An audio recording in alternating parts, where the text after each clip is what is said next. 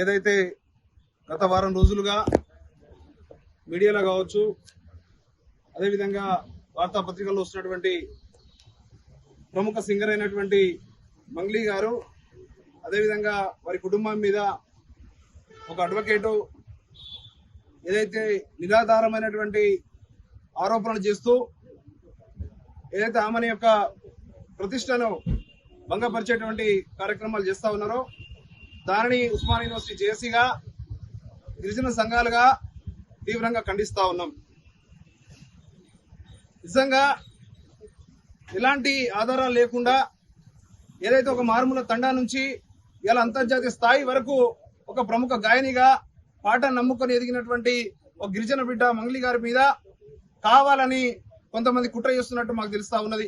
మేము చూస్తా ఉన్నాం, గత వారం రోజులుగా జరుగుతున్నటువంటి అన్ని ఇంటర్వ్యూలు చూస్తా ఉన్నాం, అన్ని వార్తాపత్రికలు వస్తున్నటువంటి వార్తల్ని చూసిన తర్వాత మేమందరం కూడా ఆలోచన చేసినాం, ఇది ఖచ్చితంగా ఒక ఆడబిడ్డని కావాలని చేస్తున్నటువంటిగా మేమందరం కూడా అర్థం చేసుకున్నాం.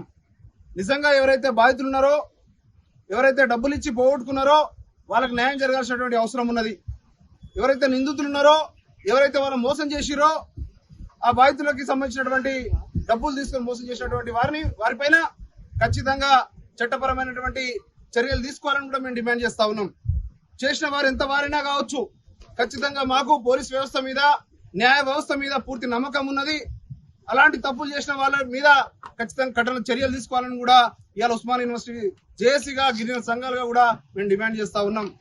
కానీ కావాలని ఇవాళ ప్రతి సోషల్ మీడియాలో కావచ్చు, ప్రతి యూట్యూబ్ ఛానల్ కావచ్చు, మెయిన్ స్ట్రీమ్ మీడియాలో కావచ్చు, సంబంధం లేని మంగ్లీ గారి పేరు తీసుకొని ఇవాళ ఒక బోగస్ కంపెనీ ఎవరైతే రమావత్ మధు కావచ్చు, హేమకాంత్ రెడ్డి కావచ్చు, ఇవాళ వాళ్ళు పెట్టి విపరీతమైన కోట్లాది రూపాయలు ఇవాళ గరీబుల దగ్గర నుంచి తీసుకొని మోసం చేసినటువంటి పరిస్థితులలో ఇవాళ మంగ్లీ గారు ఒక ప్రముఖమైనటువంటి సెలబ్రిటీ కాబట్టి ఇలా వాళ్ళ పేరు తీసుకుంటే ఇలా సెన్సేషన్ అయితే నేను ఫేమ్ అవుతా అని చెప్పి ఒక అడ్వకేట్ అయితే చేస్తున్నటువంటి దుర్బుద్ధిని మేము తీవ్రంగా ఖండిస్తా ఉన్నాం.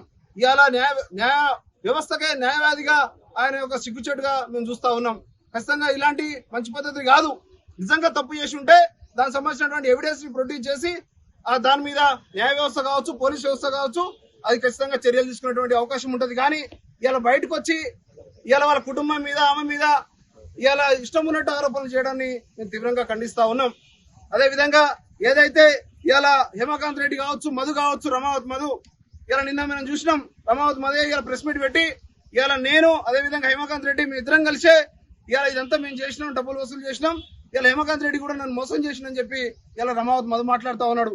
అదేవిధంగా మంగ్లీ గారికి దీంతో ఎలాంటి సంబంధం లేదు, వాళ్ళ కుటుంబ సభ్యులకు ఎలాంటి సంబంధం లేదు కూడా ఇలా మీడియా ముఖంగా చెప్పినటువంటి పరిస్థితి మనం చూసినాం.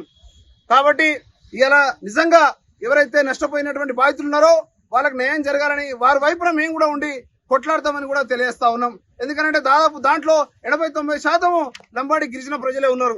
ఇలా భూములు కుదబెట్టుకొని, బంగారం కుదబెట్టుకొని ఇలా వాళ్ళు ఇలా డబ్బులు ఇచ్చినటువంటి పరిస్థితి చూసినాం. అదేవిధంగా మేము ప్రజలకు కూడా ఒకటి చెప్తా ఉన్నాం, అధిక వడ్డీ ఆశతోని, అత్యాశతోని మీరు ఇలా మీరు కష్టపడేటువంటి డబ్బును అంతా కూడా ఎవరికి పడితే వాళ్ళకి ఇచ్చి ఇలా బోగస్ కంపెనీలు చూసి అసలు కంపెనీలు ఎక్కడున్నది, ఆ వెంచర్లు ఎక్కడున్నాయి, డబ్బులు ఎక్కడ ఇన్వెస్ట్ చేస్తా ఉన్నారు, ఏది కూడా మీకు తెలియకుండానే మీరు అనవసరంగా నమ్మి ఇలా ఈ విధంగా మోసపోతా ఉన్నారు. కాబట్టి ఖచ్చితంగా ప్రజలారా మీరు కూడా ఆలోచన చేయండి. మీరు అనవసరంగా ఈ విధంగా చిక్కుకొని నష్టపోవద్దని కూడా చెప్తా ఉన్నాం. కాబట్టి ఇప్పటికీ మేము పోలీసు వ్యవస్థ నమ్ముతా ఉన్నాం, న్యాయ వ్యవస్థ మీద నమ్మకం ఉన్నది. ఖచ్చితంగా బాధితులకు అండగా ఉంటాం. అదేవిధంగా నిందితుల శిక్ష పడాలని కూడా కోరుకుంటా ఉన్నాం. ఏదైతే మంగ్లీ గారి పైన ఇవాళ అసత్య ఆరోపణలు చేస్తా ఉన్నారో దాన్ని తీవ్రంగా ఖండిస్తా ఉన్నాం. ఖచ్చితంగా వారికి కూడా అండగా ఉంటాము అని చెప్పి తెలియజేస్తా ఉన్నాం.